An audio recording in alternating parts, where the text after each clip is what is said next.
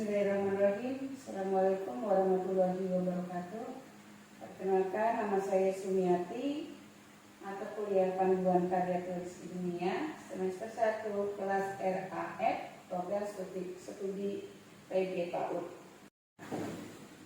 Baiklah, di sini saya akan mencoba untuk mempresentasikan tentang penelitian cross-seksional.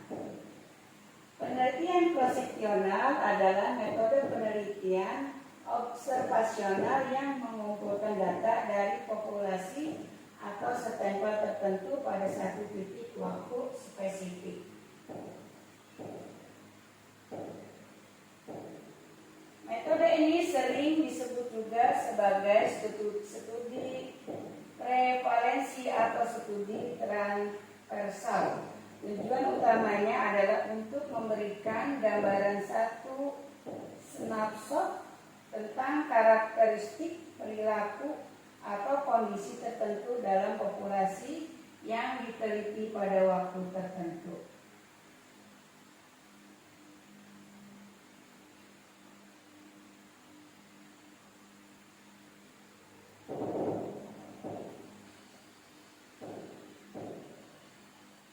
Penelitian cross-seksional dapat didefinisikan sebagai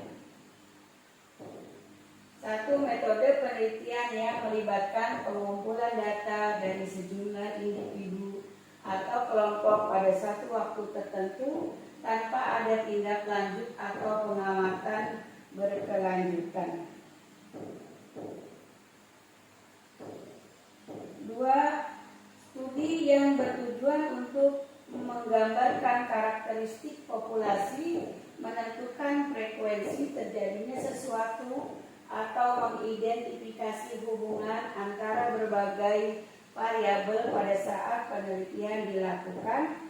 Tiga, pendekatan penelitian yang memungkinkan peneliti untuk menganalisis berbagai faktor secara bersamaan termasuk paparan, exposure, dan hasil outcome dalam satu periode waktu.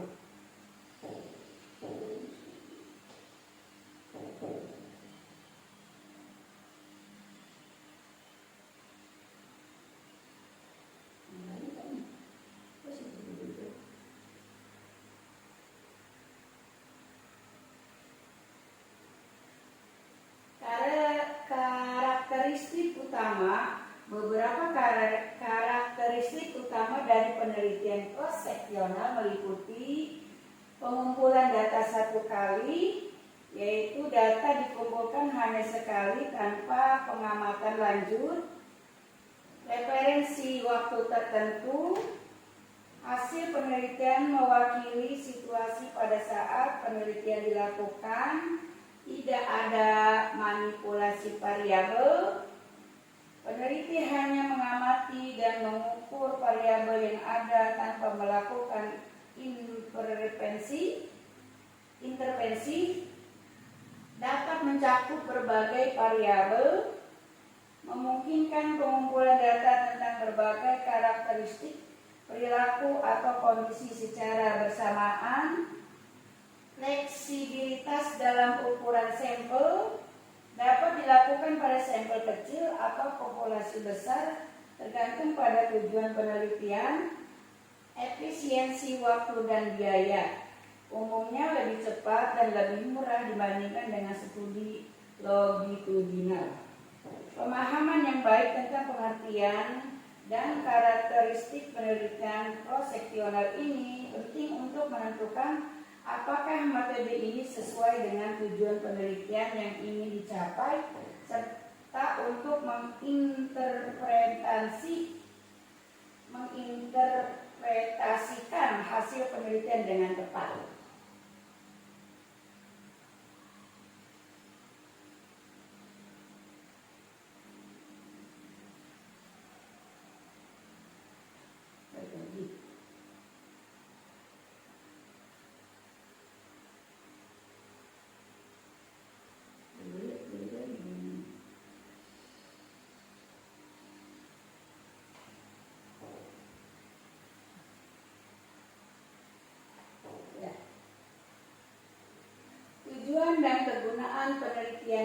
seksional.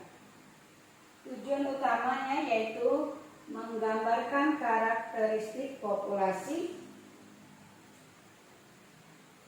di antaranya mengidentifikasi prevalensi suatu kondisi atau perilaku dalam populasi, menilai distribusi variabel dalam populasi. B.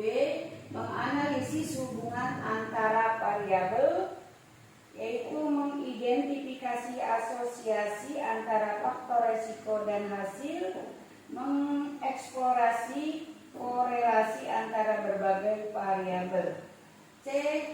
Menghasilkan hipotesis, yaitu memberikan dasar untuk penelitian lebih lanjut, mengidentifikasi area yang memerlukan investigasi lebih mendalam.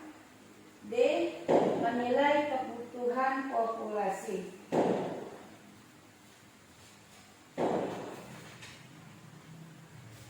yaitu mengidentifikasi masalah kesehatan masyarakat, menentukan kebutuhan layanan atau intervensi. Kegunaan dalam berbagai bidang, yaitu bidang kesehatan masyarakat, meliputi menilai prevalensi penyakit dan populasi, mengidentifikasi faktor risiko kesehatan, merencanakan program kesehatan masyarakat. B. Epidemiologi, yaitu mengukur beban penyakit dalam populasi, mengidentifikasi kelompok berisiko tinggi, mengevaluasi efektivitas program kesehatan. C. Psikologi dan ilmu sosial, yaitu menilai sikap dan perilaku dalam populasi, menganalisis hubungan antara faktor psikososial, mengidentifikasi tren sosial. D. Pemasaran dan riset pasar, yaitu menganalisis preferensi konsumen, menilai pangsa pasar produk atau layanan, mengidentifikasi segmen pasar potensial. E. Pendidikan, yaitu menilai kinerja siswa pada tingkat pendidikan tertentu, menganalisis faktor yang mempengaruhi prestasi akademik, mengevaluasi efektivitas metode pengajaran. Dan E. Kebijakan publik, yaitu mengumpulkan data untuk pembuatan kebijakan berbasis bukti, menilai dampak kebijakan yang ada, mengidentifikasi area yang memerlukan intervensi kebijakan.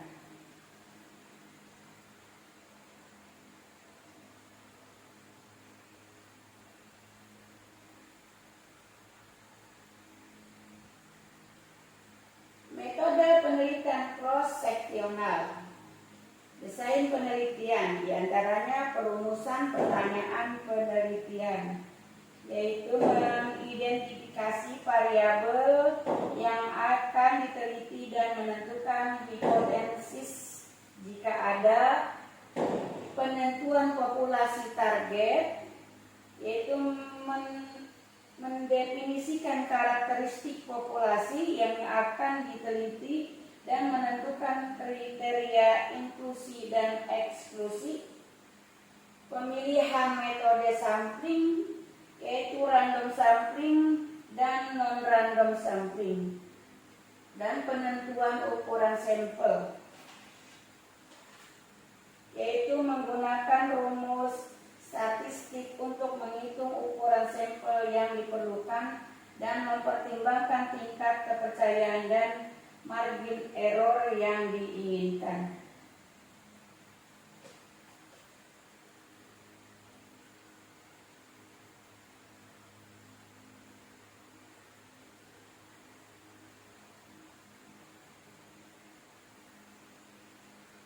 Benar enggak? Metode penelitian cross-seksional, yaitu pengumpulan data. Pengumpulan data diantaranya pemilihan instrumen pengumpulan data, yaitu kuesioner online atau cetak, wawancara terstruktur, semi terstruktur atau mendalam, observasi, pengukuran fisik atau tes laboratorium. 2. Pengembangan dan validasi instrumen, yaitu merancang pertanyaan yang sesuai dengan tujuan penelitian dan melakukan uji validasi dan reliabilitas instrumen. 3. Pelaksanaan pengumpulan data, yaitu melatih pewawancara atau mengumpul data jika diperlukan, melakukan pilot studi untuk menguji prosedur pengumpulan data, mengumpulkan data dari responden dalam periode waktu yang ditentukan. 4. Manajemen data, yaitu mengembangkan sistem pengkodean data dan melakukan entry data dan pemeriksaan kualitas data. Analisis data. Analisis data meliputi 1. Persiapan data, yaitu membersihkan data atau menangani missing fault, outlier, dan melakukan transformasi data jika diperlukan. 2. Analisis deskriptif, yaitu menghitung frekuensi, persentase, mean, median, modus, standar deviasi, dan membuat tabel dan grafik untuk visualisasi data.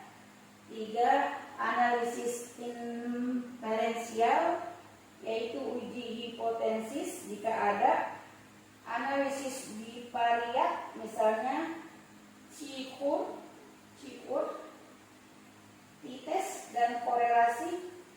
Analisis multivarian, misalnya regresi, logistik, analitik varian. 4. Interpretasi hasil,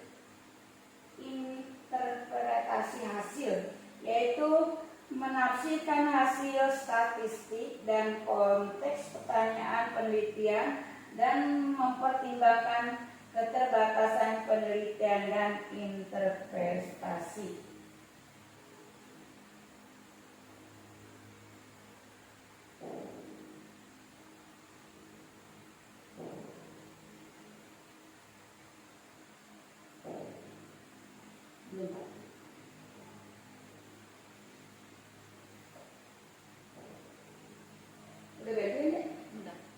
Metode penelitian cross-seksional.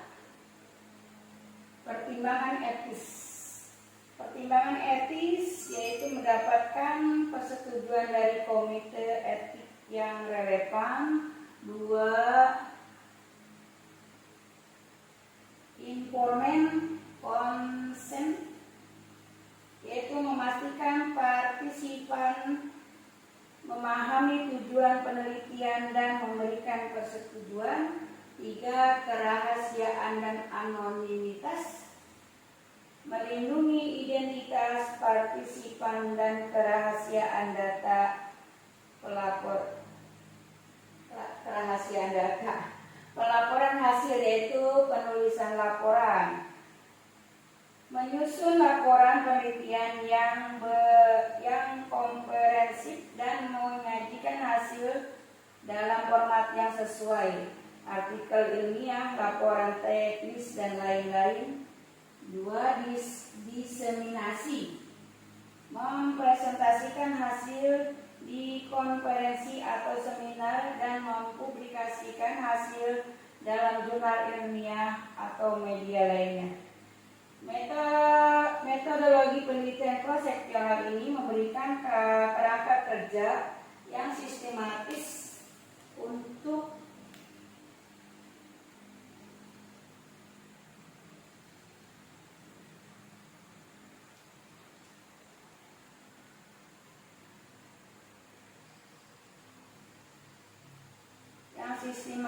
untuk melakukan studi yang efektif. Penting untuk diingat bahwa setiap penelitian mungkin memerlukan penyesuaian metodologi berdasarkan konteks spesifik, sumber daya yang tersedia, dan pertimbangan etis yang relevan. Kesimpulan, penelitian proseksional memiliki peran penting dalam menghasilkan hipotesis, menilai prevalensi, dan mengidentifikasi asosiasi potensial antara variabel. Meskipun demikian, meskipun memiliki keterbatasan dalam menentukan kausalitas, metode ini tetap menjadi alat yang berharga dalam penelitian, terutama ketika sumber daya terbatas atau ketika diperlukan penilaian cepat terhadap suatu populasi. Demikianlah presentasi mengenai tentang penelitian cross seksional. Assalamualaikum warahmatullahi wabarakatuh.